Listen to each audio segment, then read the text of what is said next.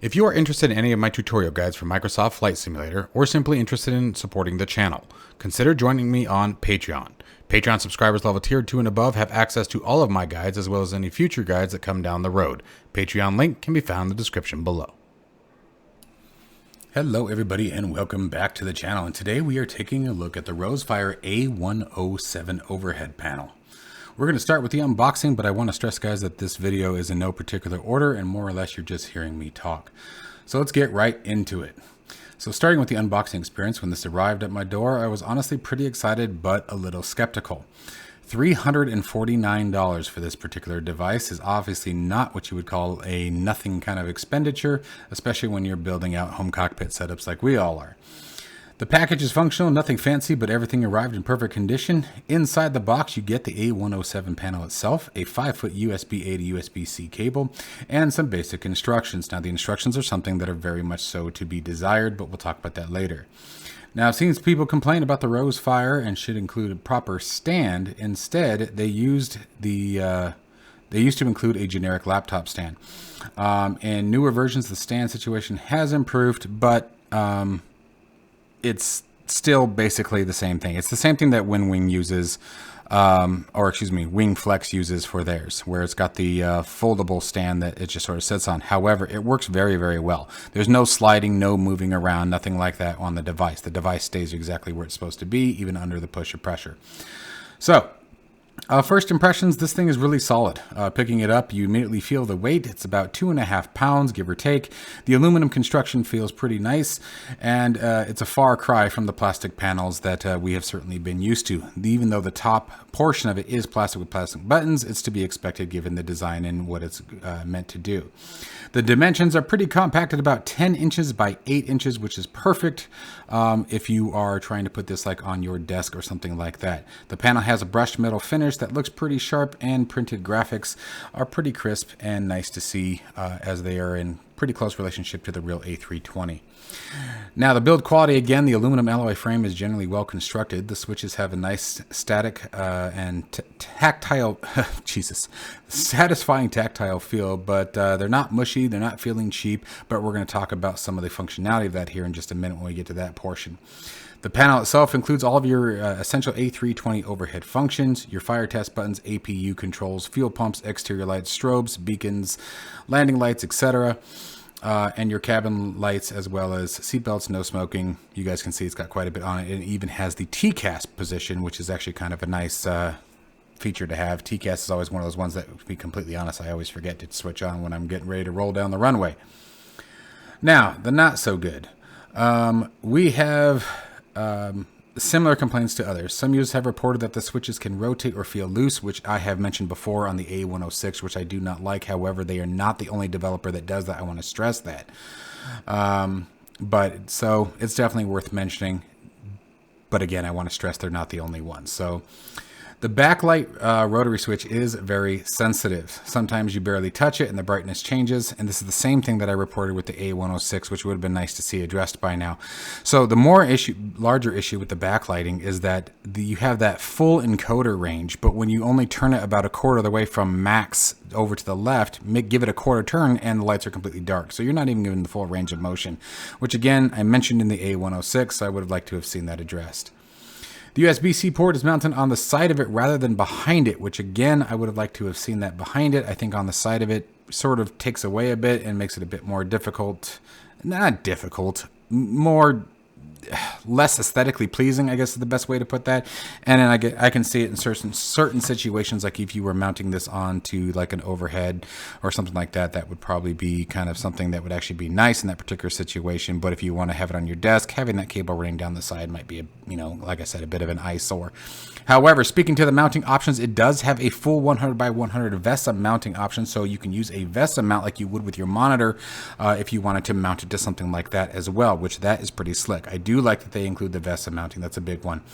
So as far as installation and setup, this is the part where they really irked me.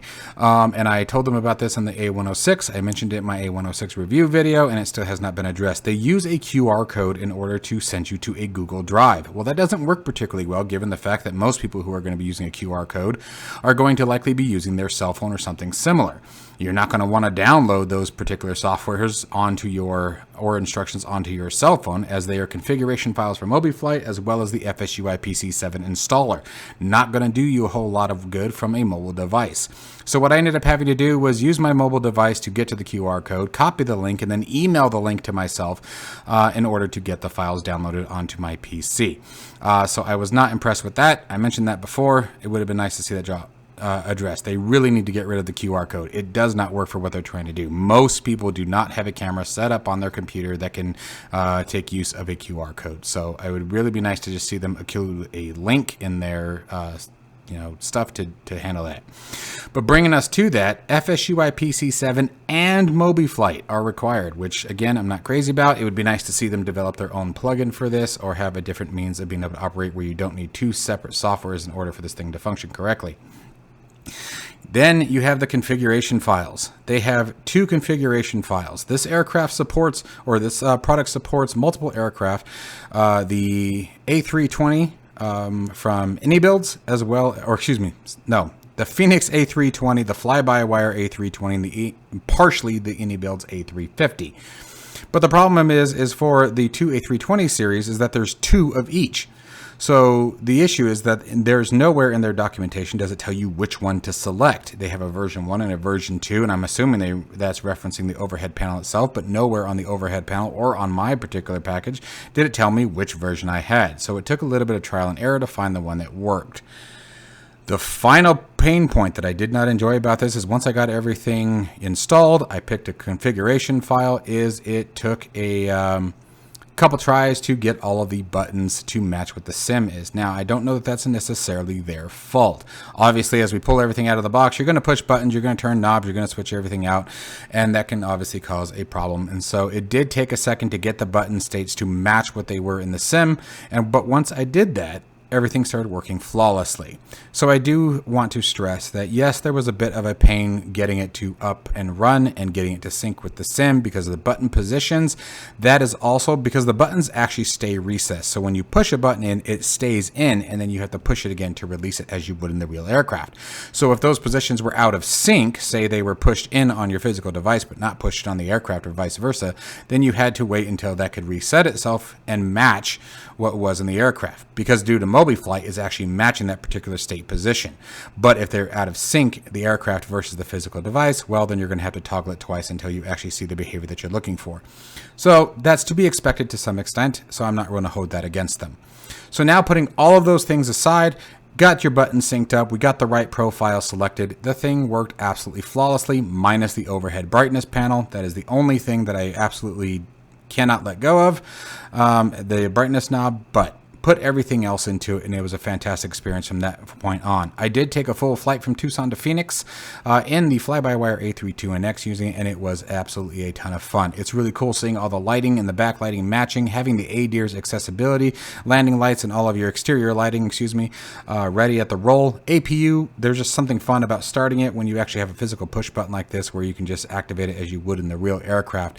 So being able to control all of your primary overhead functionalities directly from this little device that can sit very nicely on your desk, holding up only 10 inches of space, was definitely a great pro.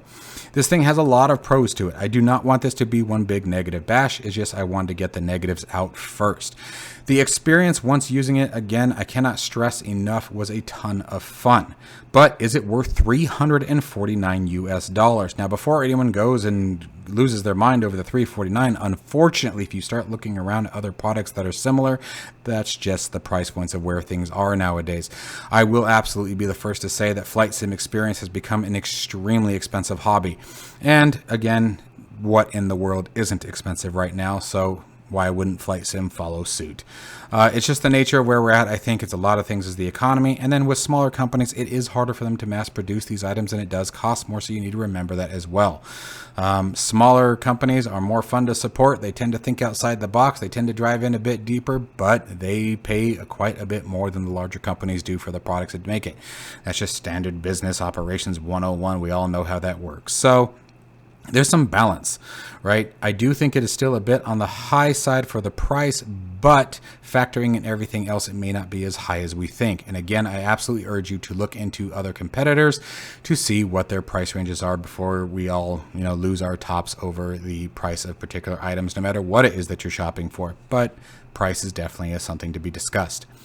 The build quality is fantastic, absolutely gorgeous. I love the recessed state saving that the buttons have, the fact that they will stay in that particular position until released. The backlighting is gorgeous behind the buttons, and the overall experience and immersive feeling of having the Airbus panel, overhead panel right there at the ready was very, very nice. I still would recommend it as long as you're willing to get past those pain points. Again, the price point is something to consider, but to each person, the price point can have a different impact, so I'll let you be decided of whether or not it is too expensive. As always, folks, I hope you guys appreciated this review. This was my honest, full thought review of this product. I took a couple of days of using it before I decided to make the video to make sure I had a solid opinion and that I had everything that I wanted to relay to you all. To ROWSFIRE, I hope you guys take the criticism well.